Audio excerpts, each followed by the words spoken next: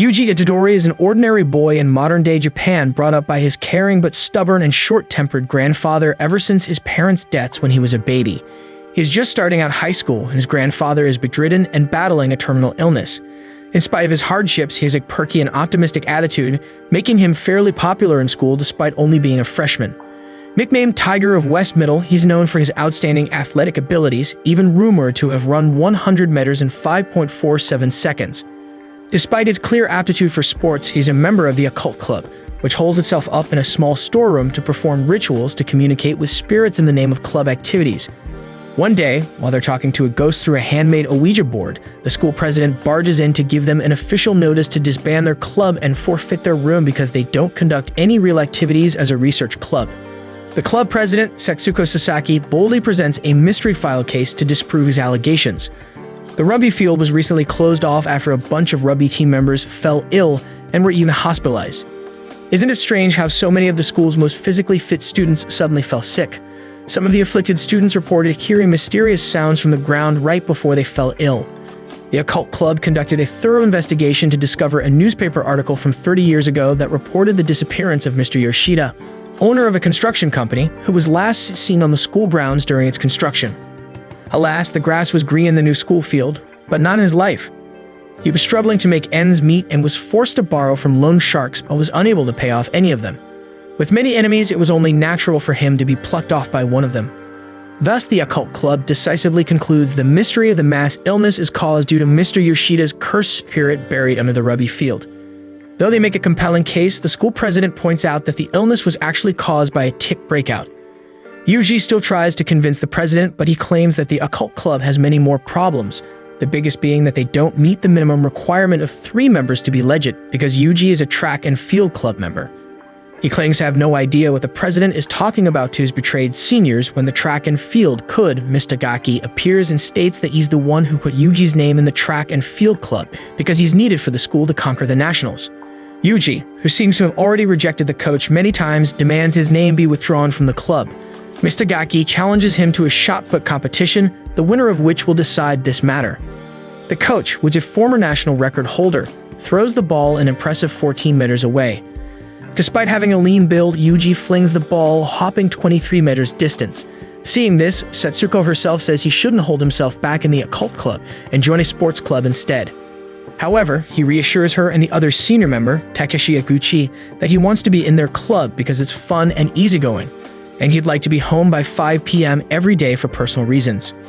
As soon as it is 4:30 p.m., he drops everything and leaves school. On the way, he picks up a flower bouquet to give to his grandfather at the hospital. His granddad yells at him for showing up every day and tells him to work hard in a club.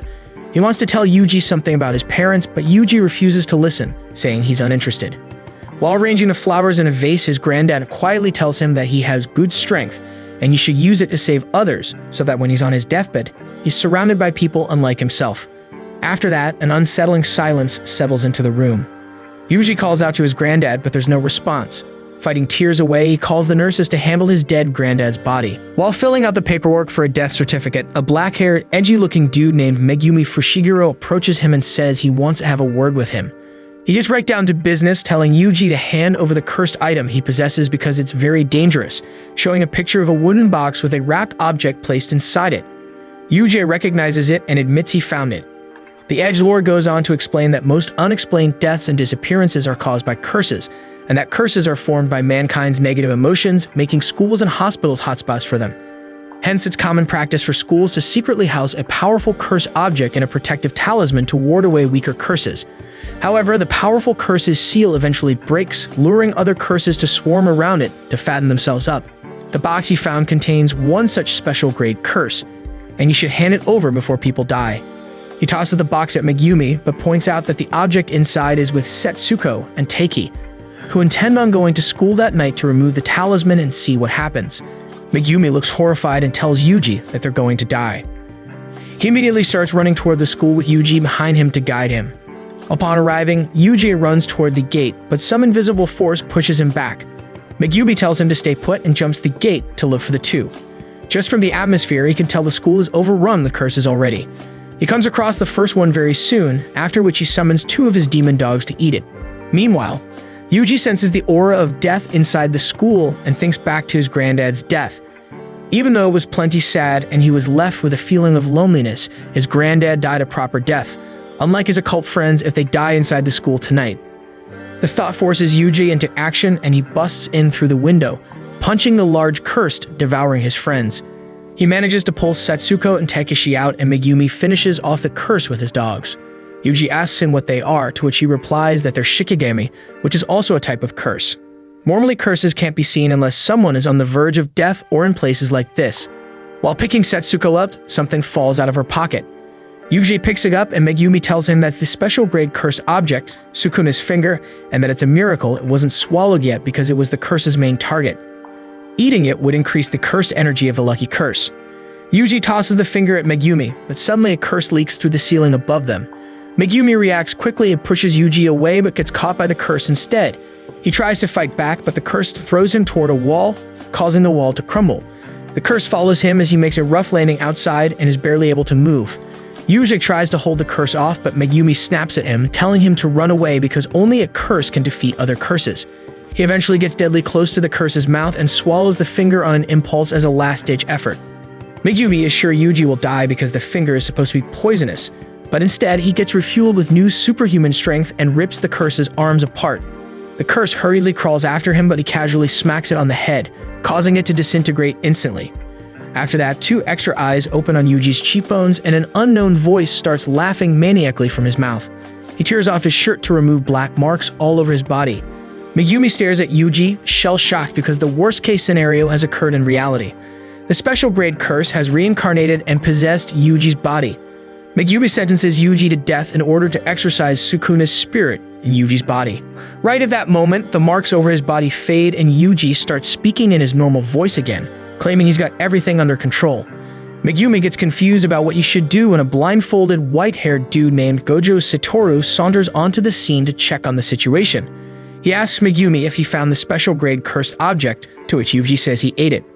He can't believe it at first, but after inspecting him closely through the blindfolds somehow, he concludes it's true. To test his control over it, Gojo tells him to give Sukuna control for 10 seconds, after which he should regain control. Then he turns his back to him and starts casually talking to Megumi about the souvenirs he bought on the way there. Sukuna attacks him from behind but finds himself on all fours and Gojo sitting on top of him, still talking. Sukuna goes for another round, but Gojo blocks all his moves and slowly counts to 10. At 10, Sukuna mutters in disbelief that he really can't take over this body while the marks slowly fade and the extra eyes close. Seeing Yuji back to normal, Gojo taps his forehead, making him unconscious and picks him up. According to Gojo, if he wakes up without Sukuna in control, he has the potential to become something called a vessel. Megumi expresses his desire not to let him die despite Jujutsu sorcerer rules, to which Gojo says he will do his best. Yuji wakes up to find himself in a room covered in every inch with talismans and Gojo sitting on a chair in front of him. Gojo cheerfully recaps the entire situation to him and finally tells him he's been sentenced to death, but not to worry since he's gotten the sentence suspended indefinitely. That still sounds bleak, but okay. He takes out another finger from his pocket and explains that there are a total of 20 such cursed objects for the 4 arms of Sukuna scattered around, of which 6 have been found by Jujutsu sorcerers. They can't destroy them no matter what they try since the curse is so powerful. A very unexpected solution has popped up in front of them in the form of Yuji. For some reason, he can withstand Sukuna's control over him, making him a vessel. When he dies, so will the curse inside him. Hence, Gojo has convinced the tightwad higher-ups to consider this 1 in a million chance and delay his death sentence until after he has absorbed all of Sukuna.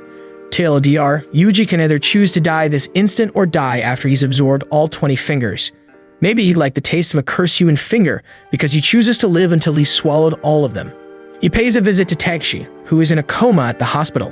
Setsuko, who is already there, starts crying and takes all the blame for what happened to him. Yuji tells her it's not her fault and that someone will come to heal Takeshi soon. After that, he bids farewell to them.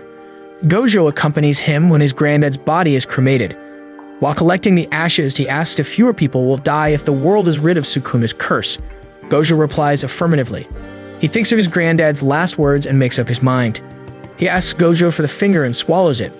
The marks reappear on his face as he starts convulsing, causing Gojo to get on high alert. He stumbles around for some time until he starts snickering and says in his normal voice how disgusting it tasted. Relieved, Gojo praises him and tells him to pack his things because he's heading to Tokyo the next day. Megumi, who also enters the room, explains that he's going to transfer to Tokyo Metropolitan Jujutsu Technical High School, one of only 2 jujutsu educational facilities, where they will be first years together. The school is tucked away in the serene outskirts of Tokyo and is officially known as a private religious institution. On his first day there, Gojo takes him to the principal for an interview. While walking there, a mouth emerges on Yuji's cheek and then on his hand when he tries to shut it up. "Michi, is that you?"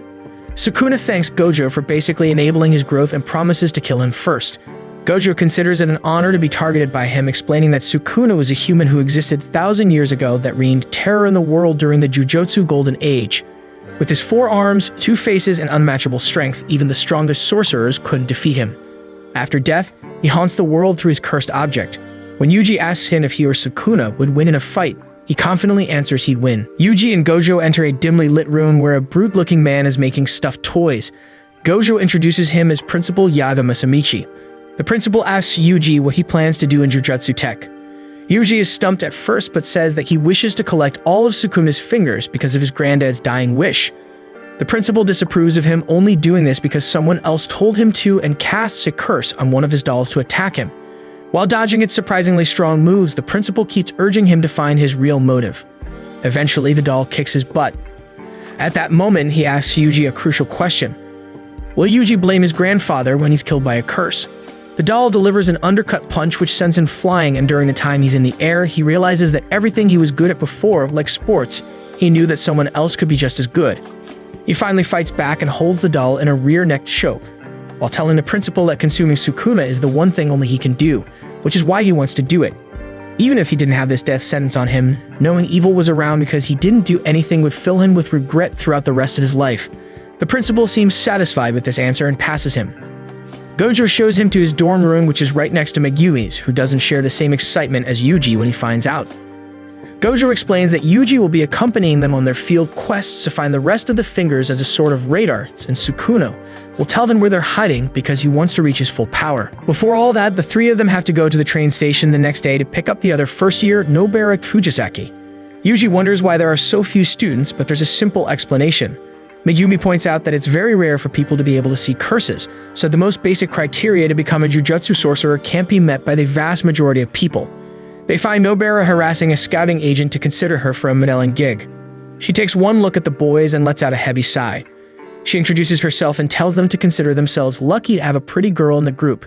So first impression is she's very confident in herself, to put it nicely. Since they're all country bumpkins, Gojo proposes a Tokyo tour.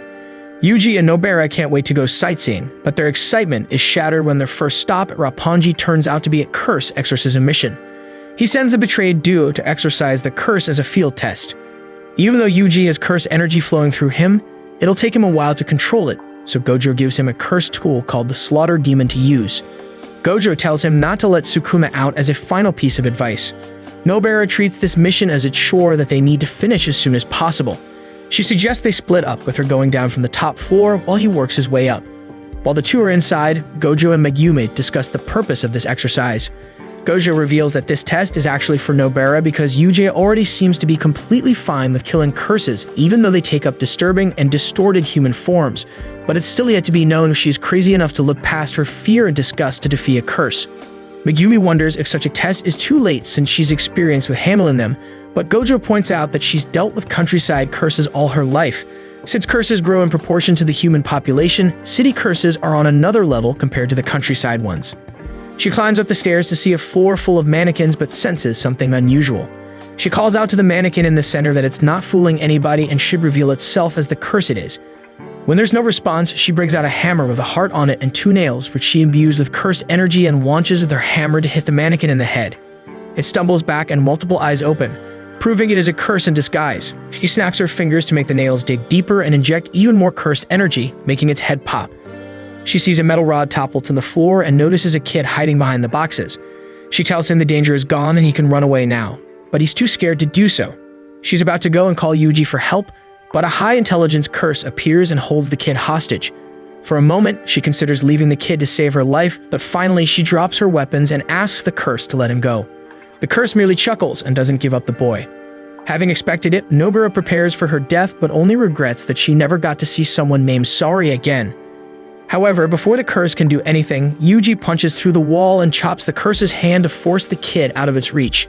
The curse escapes, but Nobara grabs the severed hand, throws a straw doll on it and hammers a curse nail into it, immediately exorcising it.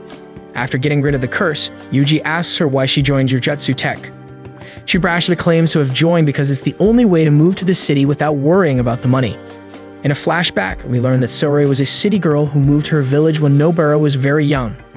She was very kind-hearted and caring toward her, and they became close friends. However, the locals were envious and wary of her, which grew to paranoia that she looked down on them because she was from the city. They treated her horribly to the extent that she was eventually driven away. After that, Nobara knew she couldn't live in her hometown any longer. The next year, the first years are dispatched to deal with a potential special grade cursed worm that appeared above the detention center. For clarity's sake, curses are graded according to their power, ranging from the lowest grade 4 to special grade. Usually, a sorcerer on equal footing would have been sent for a womb that could metamorphose into a special grade curse, but Gojo is out of town on business, so the first years are on the job.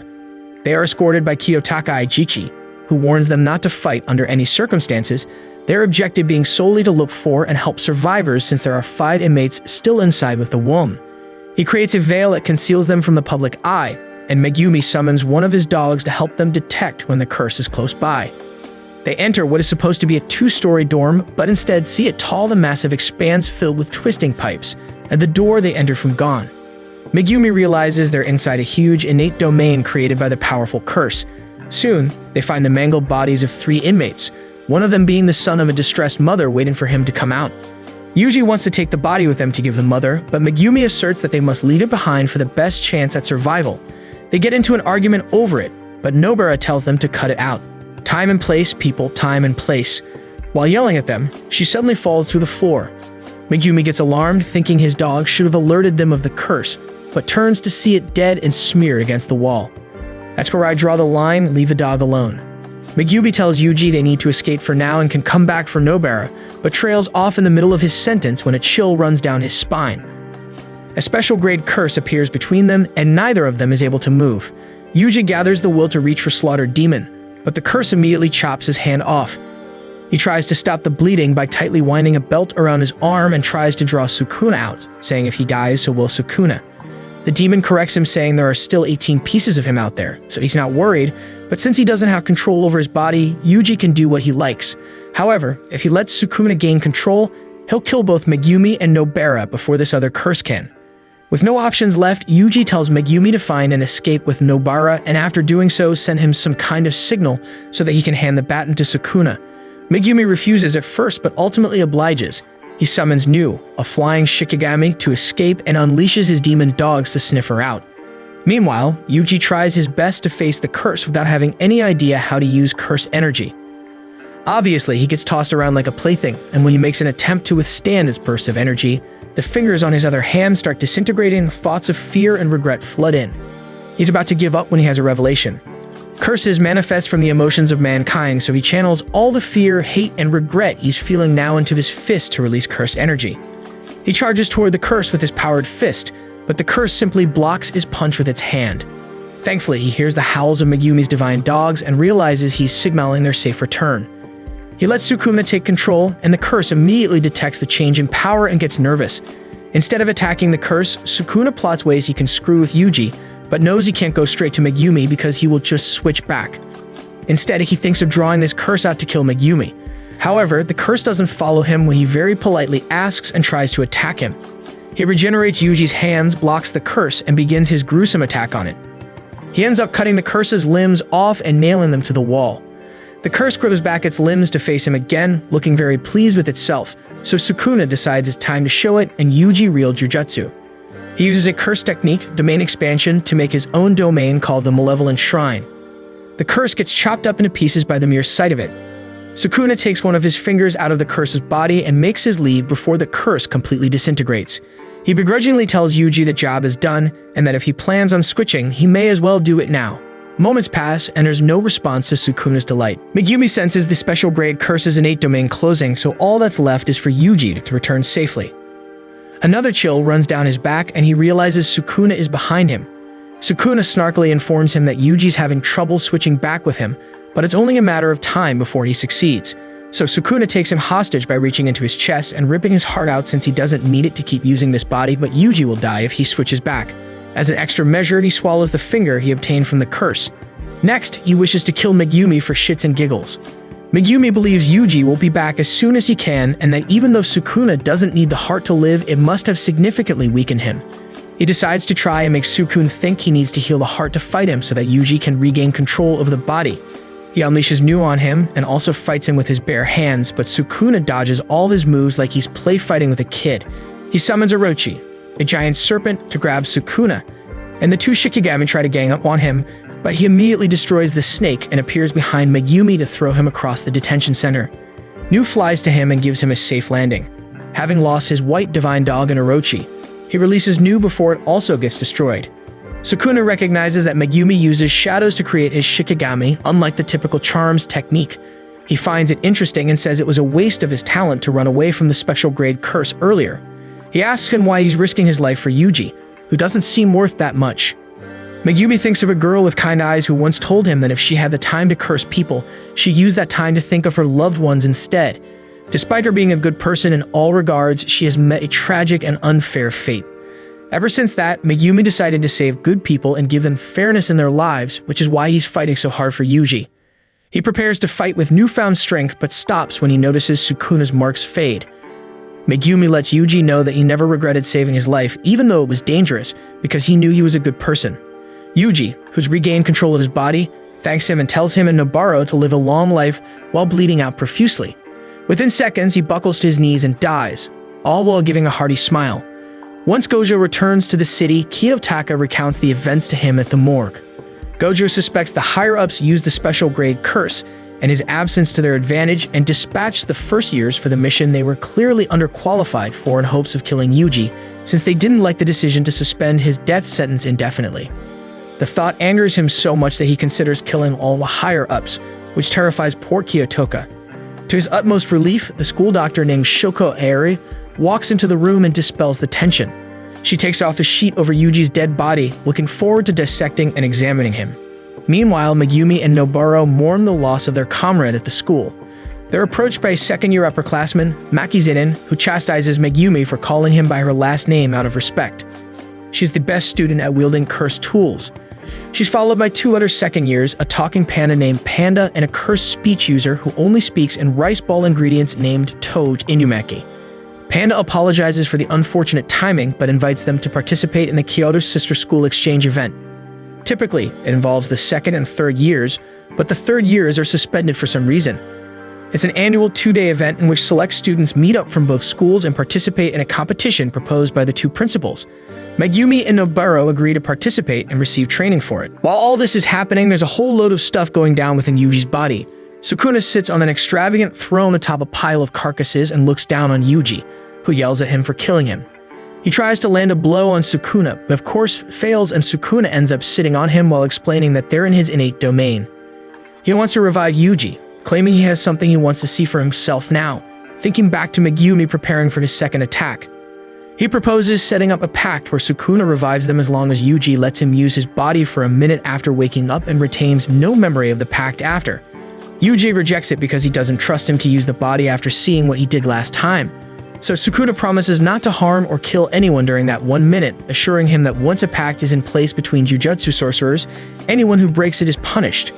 Yuji pretends to agree at first, but essentially says psych, and demands him to revive them without any conditions. They arrive at a compromise to fight each other to the death, and the winner decides the conditions.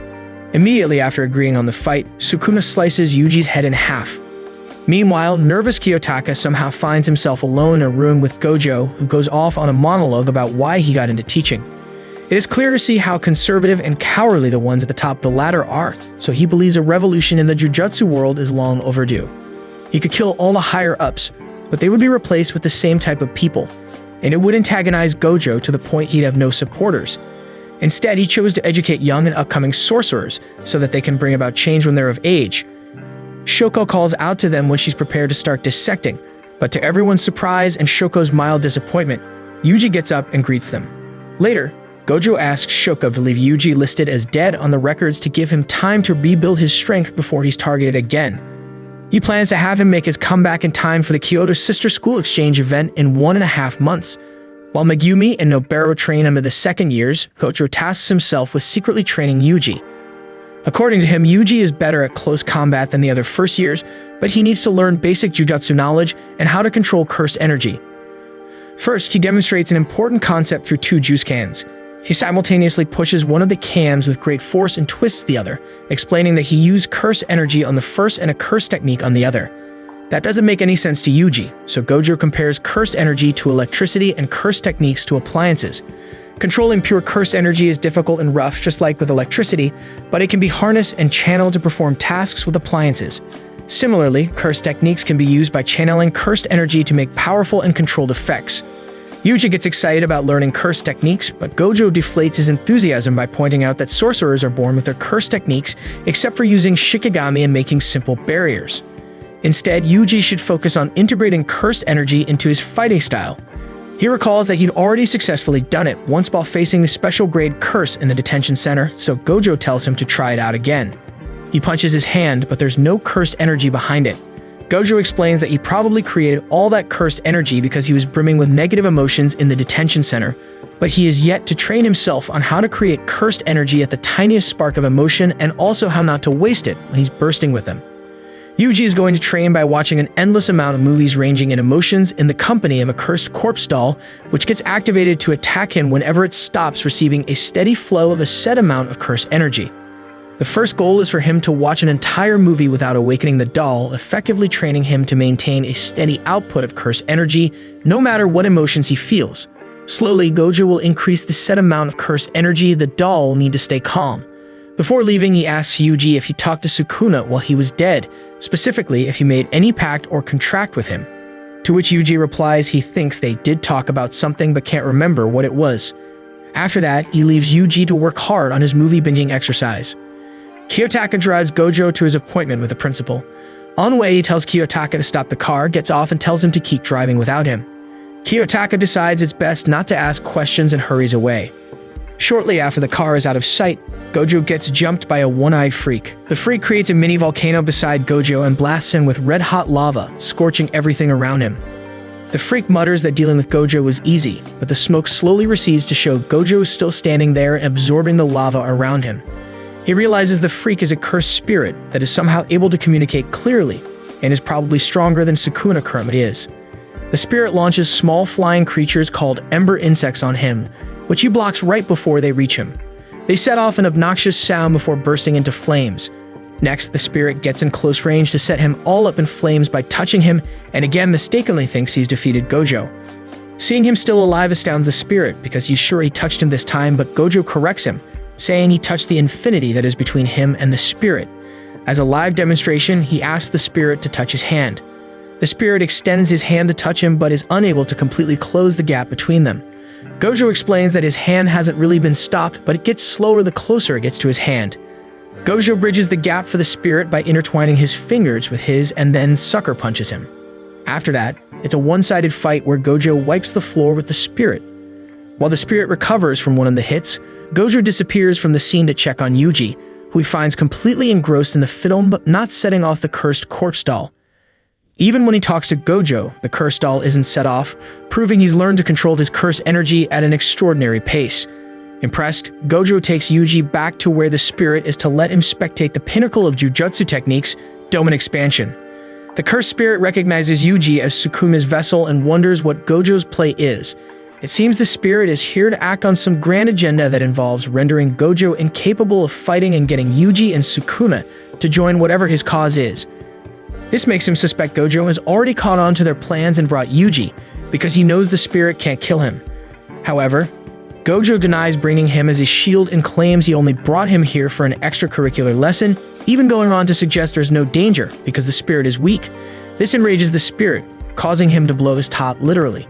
He uses Domain Expansion to drag them into his domain called Coffin of the Iron Mountain. As any good teacher would, Gojo starts explaining to Yuji that domains are landscapes imbued with cursed techniques created by a huge consumption of cursed energy. Although it comes with a great cost of cursed energy, laying your domain comes with many benefits. The sorcerer gets an automatic buff in stats due to the domain's environmental factors, and all curse techniques imbued inside the domain are guaranteed to hit its target. However, there are ways to deal with it. The first is blocking it with your own curse technique. The second is escaping the domain, which is usually impossible. Finally, the last method is to lay your own domain, because when two domains are laid, the more refined one dominates. This is when Gojo takes off his blindfold to reveal his vibrant blue eyes and uses domain technique to open his infinity void domain. He greets his cursed spirit guest to the inner world of Limitless, an endless expanse that subjugates its victims to the crippling sensation of infinities. The spirit can do nothing and is essentially frozen in place. Gojo says he'll spare the spirit because he has questions to ask him and rips his head off. His domain shatters after that, and he steps on the still alive but stunned head to ask who sent the cursed spirit after him. The spirit refuses to answer. While interrogating him, a huge plant shoots out of the ground. A bed of flowers spreads around it. Both Gojo and Yuji are captivated by the beauty of flowers and get distracted. However, Gojo snaps out of it quickly, realizing it's a cursed technique that lowers their will to fight. However, it's too late because another cursed spirit grabs Mr. Volcano head and slips away. Gojo brushes it off as a non-issue for the time being and tells Yuji he wants him and his classmates to get strong enough to fight such powerful cursed spirits. They'll be increasing the pace of his lessons by making him watch more movies and fight with Gojo for the next month. After that, he'll take on harder missions to learn from practical combat so that he can show off his new tricks at the exchange event. It's exciting stuff. It's the day of the Kyoto principal and students' arrival. The second years discuss amongst themselves how they're nervous about the possibility that they're endangering the first years because the Kyoto principal is one of the higher-ups involved in the decision to make the first years deal with the detention center crisis. However, Maki thinks Yuji was the real target, so now that he's dead, there's nothing to worry about the other two. In fact, they should be more worried about the students who seem to have a passion for harassing the Tokyo students. Speaking of the devil, two Kyoto students, a brute named Oi Todo and Maki's twin sister named Mei Zinin, approach Megumi and Nobara. Right off the bat, Mei screws with them by suggesting they don't care and are, in fact, happy that their classmate Yuji died since he was basically a half-monster brazenly masquerading as a jujutsu sorcerer. Oi tells her to shut up about all this because all that he's interested in knowing is if these first years are fit to be stand-ins for Akatsu, another second year who we haven't seen because he's away for some work. In a confrontation that almost plays out as a comedy routine, Todo picks a fight with Megumi because of his boring preference in women, while Mei stops Nobara from interfering. Knowing Todo as the close combat specialist who exorcised 5 first-grade curses and 1 special-grade curse during last year's Jujutsu terror attack orchestrated by the curse user, Gitu, Megumi tries and keeps some distance while fighting him. However, he gets absolutely owned by Todo until he decides to go all out. However, before he can kick it up a notch, Toad uses his cursed speech to make Todo stop in his tracks, and Panda forces him out of fighting range. Sensing Megumi was about to show his real capabilities, Todo says he looks forward to the exchange event and backs off. Meanwhile, Nobara and Mei also bat into a fight, which ends with Nobara defeated and lying on the floor while Mei points a gun at her. Maki walks in to defend Nobara, and the sisters get into a squabble from which we learn that Mei barely has any curse techniques and can only imbue objects with curse energy while Maki doesn't have any curse energy at all.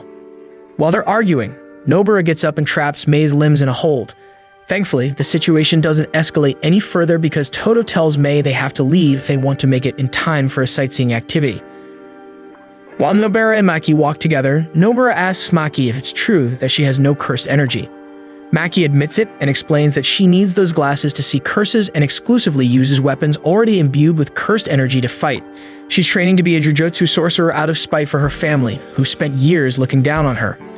Meanwhile, Gojo meets with Principal Gakuganji, who was expecting to meet with Principal Masamichi instead to address his involvement in the plan to kill Yuji.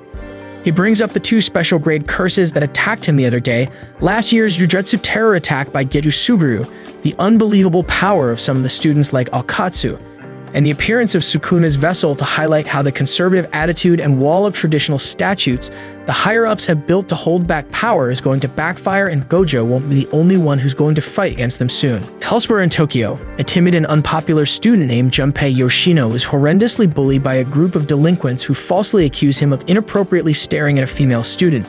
In the name of justice, they beat him up till his uniform is tattered and bloody while laughing at his misery. One day, he skips school to watch a movie at the theater, but unfortunately for him, the same bullies are sitting on the seats in front of him. They talk loudly and crassly throughout the film as if they own the place. Suddenly, a person with long gray hair appears behind them and tells them to mind their manners before killing them and leaving behind their disturbingly disfigured bodies. Junpei goes after the person to confront them and asks if there's any way he could also do the same thing to people. Jujutsu sorcerers get access to the crime scene before the cops. Yuji is sent with a supervisor, a grade 1 sorcerer, Kento Nanami, to investigate the scene. Kento is a stoic, strictly by the book, and hard-to-read teacher compared to Gojo and gives Yuji a tough time while teaching him about curse residuals, which are faint traces of curse energy left after a curse technique is used. After looking hard, Yuji notices a trail left behind by the curse user, which they follow to track down the party responsible. They suspect a cursed spirit is behind the incident because there was no one visible in the movie theater in the CCTV footage, except for another ordinary high school student. They're eventually confronted by 2 curses, and Nanami delegates 1 curse to each of them. While fighting his curse, he monotonously explains that his curse technique lets him forcibly create a weak point on his enemies' bodies at the ratio point of 7:3 on an invisible line that goes across the length of their bodies, allowing him to deal severe blows even on stronger opponents. He demonstrates the technique by chopping off his curse's limbs by hitting the weak points in one swoop. Yuji notices that he was able to defeat it without even unwrapping his blade and using the back end of it. Yuji faces his own curse and uses a move he developed with Gojo's help during training called Divergent Fist. Gojo noticed there's a time lag between his strikes and cursed energy, allowing him to turn 1 strike into 2 impacts. He blows a hole into the curse's body using his Divergent Fist. Nanami gets distracted while watching him fight and realizes he still needs to exercise his curse. However, he notices a watch on one of the curse's hands and tells Yuji not to exercise his opponent because he suspects that they were fighting humans all along. An investigation by Shoko confirms his suspicion. She informs him that the victims' bodies were structurally modified by some curse technique, just like the one used on the dead victims in the movie theater. She notes that the technique seems to have modified the nature of their brain stem, which may have served to cause confusion within them and enable them to use cursed energy. In the end, she tries to comfort Yuji by saying they died out of shock caused by the heavy modification of their bodies, so he didn't kill them. After the call, Nanami and Yuji realize they're facing a tough foe and gear up to go all out. Meanwhile, the mystery gray-haired person introduces himself as Mahito and takes Junpei underground to answer his questions. He explains that there are special cursed spirits called special grade potential apparitions, which form from the collective fears of people, such as Bloody Mary and the nine-tailed fox. This is not only restricted to the collective fear of fairy-tale ghosts, but also extends to the destructive force of nature, which has led to the formation of powerful and wise cursed spirits beyond one's imagination. Mahito explains that he also is such a curse born out of people's hatred and fear toward others. The next day, Nanami reports that he's close to tracking down their target's hideout. Meanwhile, Yuji and Kiyotaka need to investigate the other student at the scene, Junpei, because he's suspected of being an evil jujutsu sorcerer behind the incident. After Yuji leaves, Kiyotaka asks Nanami if he's already found the hideout, to which he says, of course, but he'd rather not involve Yuji, who is still so young in such a dangerous operation. Junpei and Mahito continue to talk to each other about how they hate humans. Mahito shows him one of his experiments, a large amorphous purple blob with eyes, and explains he wants to know just how large he can make a human. He hands another one of his subjects to Junpei. He tested how small he could make humans with this one. He is struck by Junpei's calm and apathetic demeanor upon seeing them. Junpei explains he knows more than anybody how humans can be, so he's indifferent when he sees unknown dead or suffering people. Seeing all the hatred inside him, Mahito enables and fuels it by telling him to do whatever he wants to people because he will completely sanction him.